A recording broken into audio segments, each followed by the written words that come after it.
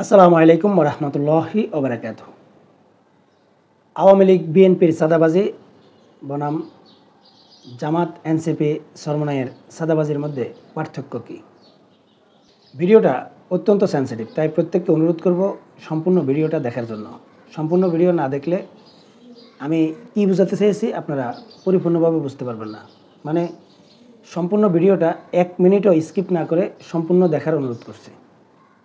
আমাদের সমাজে বিভিন্ন ধরনের চাঁদাবাজি হয়।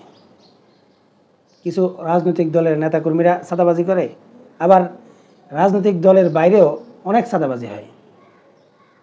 মানে সামাজিকভাবেও অনেক চাঁদাবাজি রয়েছে, যেসব চাঁদাবাজিগুলোকে সমাজের মানুষ খারাপ চোখে দেখে না। যেমন বিভিন্ন ওয়াজ মাহফিল, মসজিদ, মাদ্রাসা এবং সামাজিক অনেক কাজে চাঁদা আদায় করে বিভিন্ন ধরনের সামাজিক কাজ করা হয়। এইসব চাঁদাবাজিগুলোকে আমাদের সমাজের মানুষ খারাপ চোখে দেখে না, এটাকে স্বাচ্ছন্দ্যে তারা গ্রহণ করে এবং এই চাঁদাবাজিতে তারা সহযোগিতাও করে। যেমন কোনো এতিম মেয়েকে বিয়ে দিতে পারছে না, বা এরকম বহু ঘটনা আছে যেগুলো চাঁদাবাজির মাধ্যমে বা চাঁদা কালেকশন করে এইসব সামাজিক কার্যক্রমগুলো পরিচালনা করা হয়।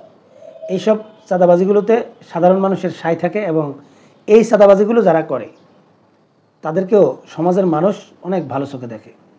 যদিও বাংলাদেশে যে ইসলামিক যে দলগুলো রয়েছে বা মসজিদ ভিত্তিক, মাদ্রাসা ভিত্তিক যেসব আলেমরা রয়েছে, এইসব আলেমরা মসজিদ, মাদ্রাসা এবং ওয়াজ মাহফিলের জন্য যেভাবে চাঁদা কালেকশন করে, যে দরিদ্র মানুষ বা কোনো এতিম মেয়েকে বিয়ে দেওয়ার জন্য এই জাতীয় সামাজিক যে কাজগুলো রয়েছে, এইসব কাজগুলোতে তারা সেভাবে চাঁদা আদায় করে সেগুলো সম্পন্ন করে না। এই জায়গায় আপনি তাদের উপস্থিতি অনেক কম দেখবেন। তাদেরকে সব জায়গায় দেখা যায় তারা মাদ্রাসার জন্য কালেকশন করছে, না হয় মসজিদের জন্য এরকম, বা ওয়াজ মাহফিলের জন্য, এই জাতীয় কাজে তাদেরকে বেশি দেখা যায়। আবার রাজনীতিবিদদের বাইরেও ঠিক এই জাতীয় কিছু চাঁদাবাজি আছে যেগুলো সাধারণ মানুষ গ্রহণ করে না বা সাধারণ মানুষ ভালো চোখে দেখে না। যেমন কোনো একটা মার্কেট বা কোনো একটা বাজার, এইসব বাজারগুলোতে বিভিন্ন ধরনের কমিটি থাকে।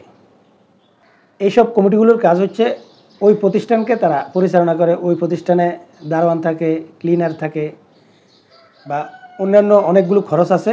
এই খরচের নামে তারা মাসিকভাবে প্রতিটা ব্যবসায়ীদের থেকে একটা টাকার অ্যামাউন্ট নেয় এবং সেই অ্যামাউন্ট থেকে যেই সব খাতগুলোতে খরচ হয়, এই খরচের বাইরে যে টাকাগুলো থাকে, এই টাকাগুলো সেই সব প্রতিষ্ঠানগুলোর যারা দায়িত্বে থাকে বা কমিটিতে থাকে তারা ভাগ বাটোয়ারা করে খায়। এই জাতীয় চাঁদাবাজি যেগুলো আছে এগুলোকে সাধারণ মানুষ গ্রহণ করে না। এছাড়া একসময় রাজনৈতিক দলগুলোর নেতারা সাধারণ মানুষ থেকে বা সাধারণ ব্যবসায়ীদের থেকে নির্দিষ্ট আকারে একটা সময় চাঁদাবাজি করত, কিন্তু বর্তমান সময়ে এই চাঁদাবাজি আপনারা দেখবেন না। মানে বর্তমানে যে চাঁদাবাজিগুলো হয় রাজনৈতিকভাবে বা রাজনৈতিক নেতারা, এগুলো সম্পূর্ণরূপে রিফাইন করা, এগুলো সাধারণ মানুষের চোখে স্বাভাবিকভাবে পড়ে না বা জনে গিয়ে মানুষ থেকে চাঁদাগুলো নেয় না।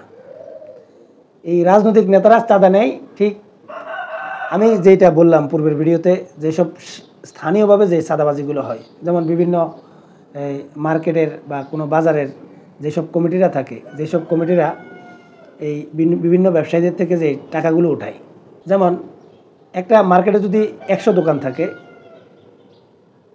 সেই মার্কেটের সিকিউরিটি গার্ড, ক্লিনার বা অন্যান্য যে যাবতীয় খরচ আছে, এই খরচগুলোকে হিসাব করলে প্রতি মাসে ওই মার্কেটের একটা ব্যবসায়ী থেকে ধরেন 200 টাকা নিলেই হয়ে যায়। কিন্তু আপনারা বিভিন্ন বাজার বা বিভিন্ন মার্কেটে দেখবেন দোকান ভাড়া যত টাকা, সার্ভিস চার্জ তার চাইতে বেশি। এরকম অনেক জায়গাও রয়েছে। বিভিন্ন বাজারে খরচের তুলনায় তারা চাঁদা নেয় অনেক বেশি। এখন এই যে বড় অ্যামাউন্টের যে টাকাটা জমা হয়, এইসব মার্কেটের কমিটিগুলোতে কারা থাকে? এইসব মার্কেটের কমিটিগুলোতে বেশিরভাগ ক্ষেত্রে থাকে রাজনৈতিক দলের নেতারা। এখন এই রাজনৈতিক দলের নেতারা জানে এইসব জায়গাগুলোতে বড় অ্যামাউন্টের একটা আয়ের উৎস আছে। যখনই সরকার চেঞ্জ হয়, তখন যেই সরকার ক্ষমতায় থাকে সেই সরকারের লোকজন গিয়ে ওটা দখল করে এখন এই দখলটা করে ধরেন একজন নেতা, কিন্তু সমাজে আরও তো নেতা আছে, সেই নেতারাও সেটা দখল করার চেষ্টা করে। তখন তাদের মধ্যে একটা কম্প্রোমাইজ হয় এবং ভাগ বাটোয়ারার একটা সিস্টেম হয়। এই সামাজিকভাবে এই জাতীয় কিছু চাঁদাবাজি রয়েছে। এবার আসি আওয়ামী লীগ বিএনপির নেতাদের চাঁদাবাজিটা কোন ধরনের। আপনারা জানেন যে সরকারি কিছু লিজভুক্ত কিছু খাত রয়েছে, এইসব জায়গাগুলোতে মোটা দাগে চাঁদাবাজি হয় এবং এটা যেই দল ক্ষমতায় থাকে সেই দলের নেতাকর্মীরা এগুলোকে পরিচালনা করে। কিন্তু এই চাঁদাবাজিগুলো স্থানীয় নেতারা করে বা রাজনৈতিক নেতারা এগুলোকে হ্যান্ডেল করে। কিন্তু সবচাইতে বড় চাঁদাবাজি বা যে অবৈধ পয়সাগুলো রোজগার হয় সেগুলো হচ্ছে বড় বড় ব্যবসায়ীদের থেকে। যেমন আওয়ামী লীগ বলেন আর বিএনপি বলেন বা জাতীয় পার্টি বলেন, যেহেতু জাতীয় পার্টি এখন সেই অবস্থানে নেই এবং সবচাইতে বড় প্রতিদ্বন্দ্বী ছিল আওয়ামী লীগ এবং বিএনপি, তাই আওয়ামী লীগ এবং বিএনপিকে দিয়ে উদাহরণটা দিচ্ছি। একটা নির্বাচন করতে হাজার হাজার কোটি টাকার প্রয়োজন হয়, এখানে শত শত কোটি টাকার কথা আসে না, হাজার হাজার কোটি টাকার প্রয়োজন হয়। এখন এই টাকাগুলো কোথা থেকে আসে? এই টাকাগুলো বেশিরভাগ ক্ষেত্রে এই বড় বড় রাজনৈতিক দলগুলো বিভিন্ন ব্যবসায়ীদের থেকেই নেয় বা ব্যবসায়ীরা তাদেরকে দেয়। কিসের বিনিময়ে? তাদের বিনিময় হচ্ছে যখন ওই দল ক্ষমতায় আসবে তখন সরকারি অনেকগুলো কাজ থাকে, এগুলো তারা পায় এবং এই বিভিন্ন সরকারি যে ট্যাক্সগুলো আছে এইসব বড় বড় ব্যবসায়ীরা দেয়, এগুলোতে চুরি করে এবং সরকারকে ব্যবহার করে এই ব্যবসায়িক অনেকগুলো সুবিধা তারা নেয়। মানে তারা এখানে টাকাগুলো ইনভেস্ট করে এবং কৌশলে এই টাকাগুলো পরবর্তীতে তারা উঠিয়ে নেয়। মানে হচ্ছে তারা 1 টাকা ইনভেস্ট করলে সেখান থেকে 10 টাকা বের করে আনে। এটা বলতে পারেন একটা ব্যবসায়িক ইনভেস্টের মতো। এবং এগুলো দিয়ে এই বড় বড় রাজনৈতিক দলগুলোর নির্বাচনের মূল খরচ যোগান হয় বা তারা নির্বাচনে ব্যয় করে। এখন ব্যবসায়ীরা টাকা কোন দলকে দেয়? ব্যবসায়ীরা টাকা ওই দলকে দেয় যেই দল ক্ষমতায় যাওয়ার সম্ভাবনা থাকে। তাই আওয়ামী লীগ এবং বিএনপি যেহেতু তারা বিগত সময়ে প্রতিদ্বন্দ্বী ছিল, এই ব্যবসায়ীরা 2 দলকেই টাকা দেয় যেই দলে ক্ষমতায় আসুক, যাতে তাদের ব্যবসা করতে কোনো অসুবিধা না হয়। এবং এই 2 দলের বাইরে অন্য দলগুলো এই মোটা অঙ্কের অ্যামাউন্টগুলো পায় না ব্যবসায়ীদের থেকে।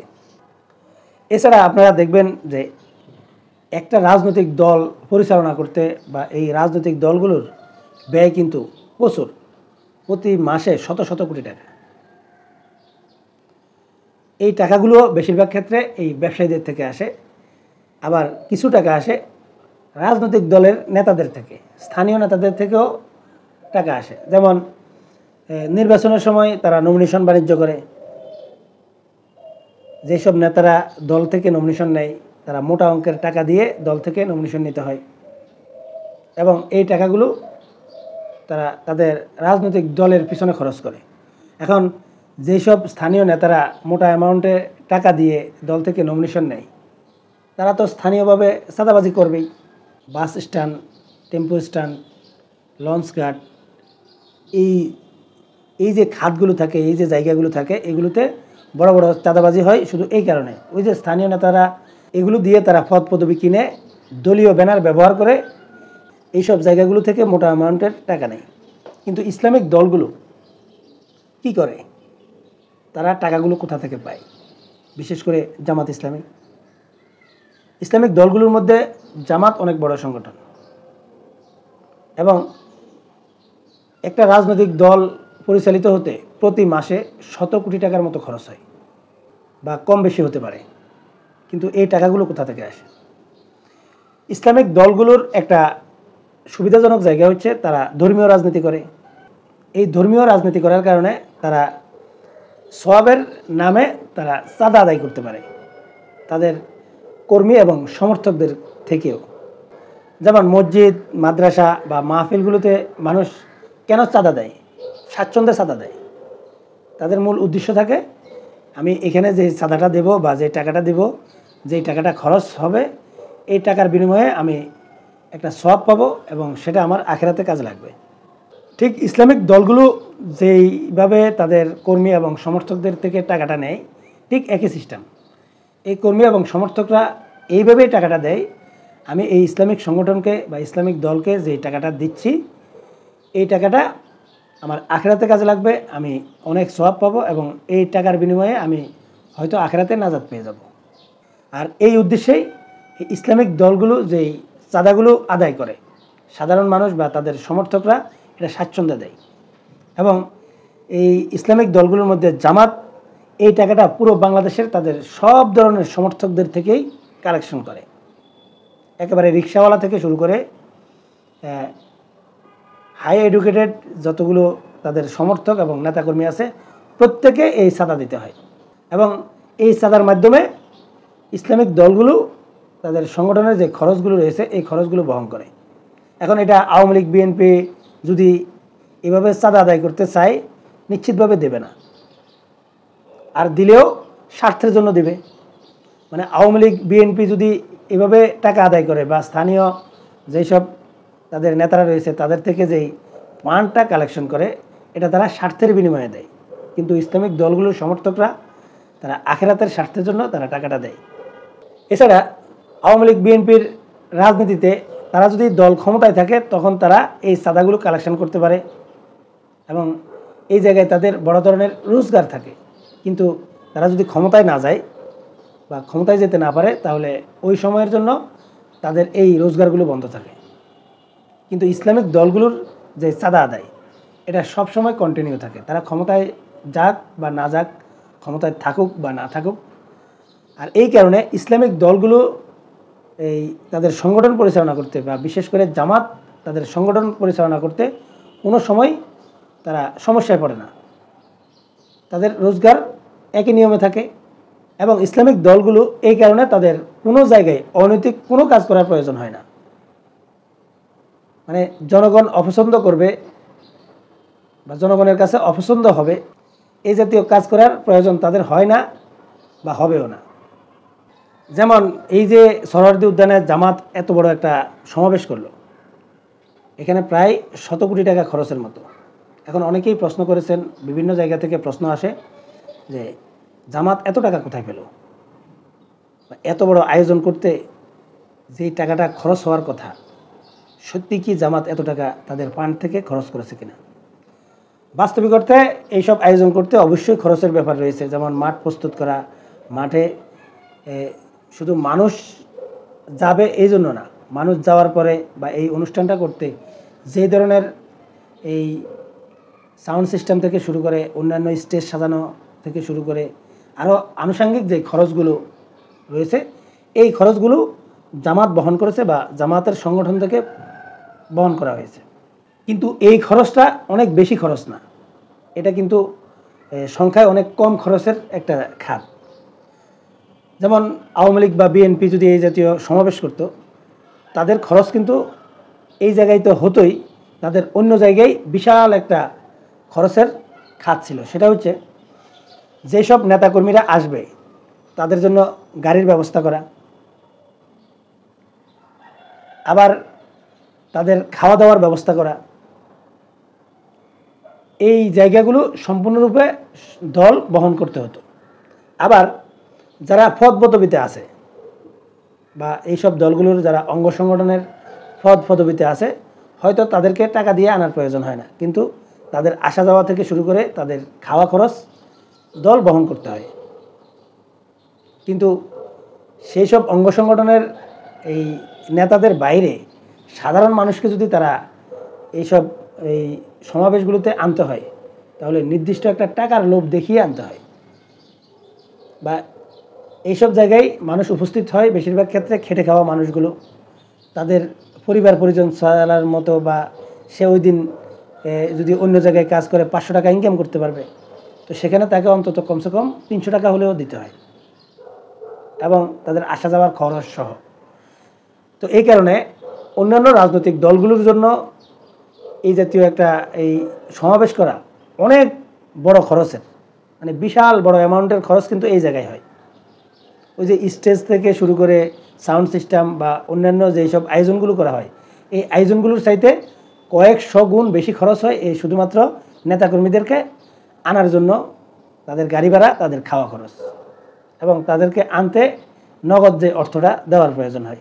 কিন্তু ইসলামিক দলগুলোর যেসব নেতারা, বিশেষ করে আপনারা যে দেখেছেন যে জামাত এবং চরমনায় যে অনুষ্ঠানগুলো করেছে, এই অনুষ্ঠানগুলোতে এইসব দলের এই সমর্থক এবং নেতাকর্মীরা নিজের পকেটের পয়সা খরচ করে এসেছে।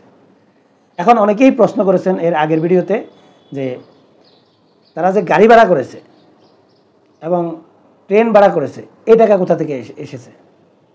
ভাই, যারা ইসলামিক দলগুলো সম্পর্কে ভালোভাবে জানেন বা মোটামুটিও জানেন, তারা নিশ্চয়ই জানেন, ওই যে আমি আপনাদেরকে বললাম যে তারা যে চাঁদাবাজিটা করে, যে চাঁদাবাজি সাধারণ মানুষ পছন্দ করে, মানে সব চাঁদাবাজি সাধারণ মানুষ অপছন্দ করে না।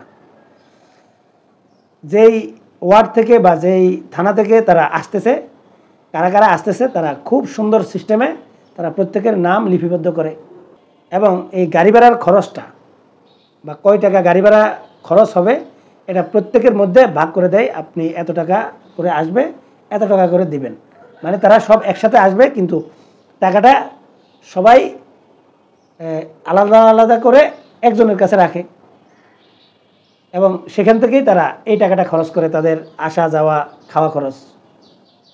ঠিক এই সিস্টেমে তারা এটাকে বহন করেছে। আর এই কারণে এটা সংগঠনের খরচ হিসেবে বিবেচনা করার প্রয়োজন হয় না, বা সংগঠন এটা দেওয়ার প্রয়োজন হয় না, এটা স্থানীয়ভাবে দেয়।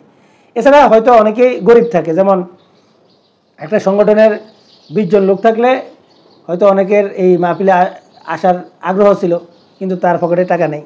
এখন যাদের অবস্থা একটু ভালো, ধরেন নির্দিষ্টভাবে জনপ্রতি খরচ হবে 1000 টাকা, কিন্তু যার অবস্থা একটু ভালো আছে সে 5000 টাকা দিল, এবং যার অবস্থা একটু দুর্বল আছে তাকে ওই টাকার মধ্যে তারা ম্যানেজ করে নিয়ে আসে।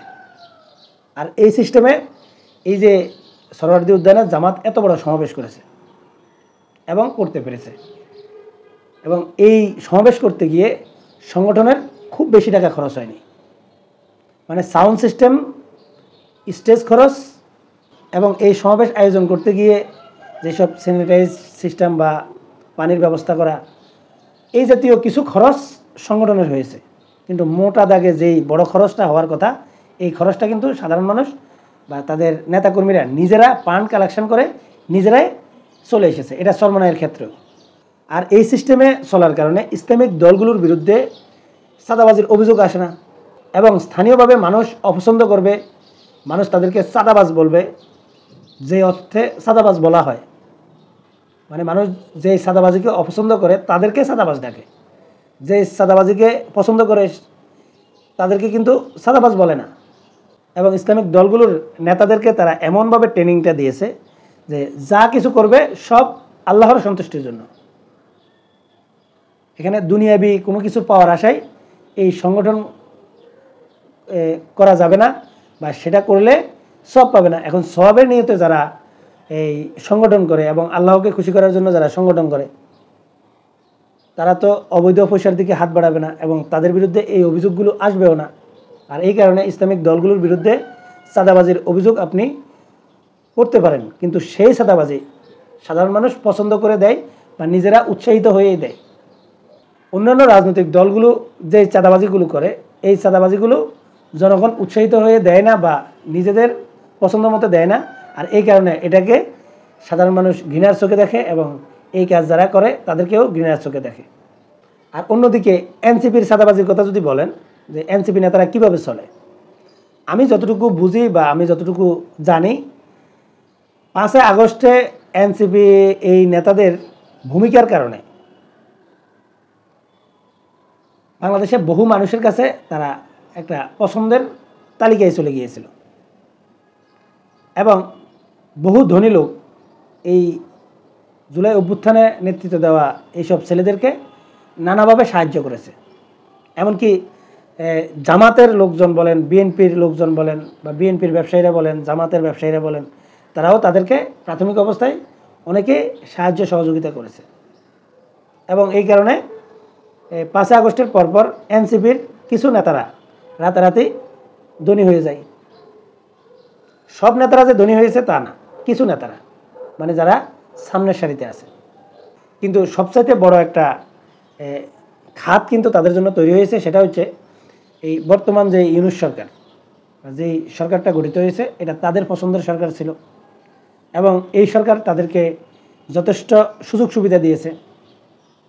যেমন এনসিপির বহু নেতারা সরকারে নেই, কিন্তু সরকারি যেসব কাজ কারবারগুলো হয়েছে, মানে এলাকাভিত্তিক উন্নয়নমূলক যেসব কাজগুলো ছিল, এই কাজগুলো বেশিরভাগ ক্ষেত্রে এনসিপির বহু নেতাদের মাধ্যমে করানো হয়েছে, মানে তাদের মাধ্যমে এলাকায় পৌঁছানো হয়েছে। যেহেতু এগুলো পূর্বে সরকারি দলের এমপিরা নিয়ন্ত্রণ করত বা স্থানীয় নেতারা নিয়ন্ত্রণ করত, আর 5ই আগস্টের পর স্থানীয় নেতারাও নাই, অনেকেই পালিয়েছে, আবার এমপিরা তো নাই। তাই এনসিপির এই নেতারা বিভিন্ন এইসব কাজগুলো তাদের মাধ্যমে যাওয়ার কারণে এখান থেকে তাদের একটা রোজগারের ব্যবস্থা হয়েছে, বা তারা সরাসরি রোজগার না করলেও এই কাজগুলো যাদের মাধ্যমে করানো হয়েছে তাদের ডোনেশনে এনসিপির নেতারা চলছিল, বা তারা মোটামুটি ধনী ব্যক্তিতে পরিণত হয়েছে। এবং বর্তমান সময়ে এনসিপি যে দলটা গঠন হলো এবং এই দলটার যে ফান্ডিং, এই ফান্ডিংটা আরও একটা জায়গা থেকে এসেছে, সেটা হচ্ছে বিগত আওয়ামী লীগের সময় বিভিন্ন ব্যবসায়ীরা সরকারি বিভিন্ন রকম সুযোগ সুবিধা নিয়েছে এবং 5ই আগস্টের পর আওয়ামী লীগ করাটাই অপরাধ ছিল। আওয়ামী লীগের সাথে সম্পর্ক যারা রেখেছিল তাদেরকেও অপরাধী হিসাবে সাব্যস্ত করা হয়েছে। 5ই আগস্টের পর এই আওয়ামী লীগপন্থী বা আওয়ামী লীগের সাথে সুসম্পর্ক রেখে যেসব ব্যবসায়ীরা তাদের ব্যবসা পরিচালনা করেছে, বা আওয়ামী লীগের নেতাদের মধ্যে বহু লোক আছে যারা অর্থশালী, এইসব লোকগুলো নিজেরা বাঁচার জন্য গোপনে বা নিজেদের নিরাপত্তার জন্য গোপনে বহু এনসিপি নেতাদেরকে বহু ধরনের টাকা পয়সা দিয়ে তারা তাদের সামাজিক যে নিরাপত্তাটা বা তাদের ব্যবসা বাণিজ্য টিকানোর জন্য যে নিরাপত্তাটা দরকার এটা তারা তৈরি করেছিল, আর এটাতে বহু এনসিপি নেতারা জড়িয়ে পড়েছিল। কিন্তু সব এনসিপি নেতারা এগুলো করেছে আমি সেটাও বলবো না। যেমন আসিফ, নাহিদ, হাসনাত, সার্জিস, এদের বিরুদ্ধে এখন পর্যন্ত অনেকেই অভিযোগ করেছে, কিন্তু প্রমাণিত হয়নি যে তারা এই জাতীয় কাজ করেছে, কিন্তু তারাও করলেও করতে পারে। এখানে অস্বীকার করার কিছু নেই বা অবিশ্বাস করার কিছু নেই। মূল কথাটা হচ্ছে যে এনসিপি বলেন অথবা আওয়ামী লীগ বলেন অথবা বিএনপি বলেন, এই সবগুলো দল তারা নৈতিকভাবে চাঁদা আদায় করে তাদের সংগঠন পরিচালনা করা সম্ভব না। মানে রাজনৈতিক দলগুলোর জন্য তো কোনো ইনকামের রাস্তা রাখে নাই সরকারি নীতিমালায়। সরকারি কোনো নীতিমালায় কি এরকম আছে যে রাজনৈতিক দলগুলোর জন্য এই একটা ফান্ডের ব্যবস্থা করা? এরকম নেই। তাই এই যে হাজার হাজার কোটি টাকা যে খরচটা, এটা তারা অনৈতিকভাবে সংগ্রহ করার প্রয়োজন, কিন্তু ইসলামিক দলগুলোর সেটা প্রয়োজন হয় না। মানুষ ধর্মীয় আবেগে তাদেরকে সেই চাঁদাটা দেয় নিজেরা খুশি হয়ে, এবং এটাই হচ্ছে ইসলামিক দলগুলো এবং আওয়ামী লীগ, বিএনপি, এনসিপি এইসব দলগুলোর চাঁদাবাজির মধ্যে মূল পার্থক্য। সম্মানিত দর্শক, আপনারা কি মনে করেন কমেন্টসে লিখে জানাবেন। এখনকার মতো এই পর্যন্তই। আল্লাহ হাফেজ।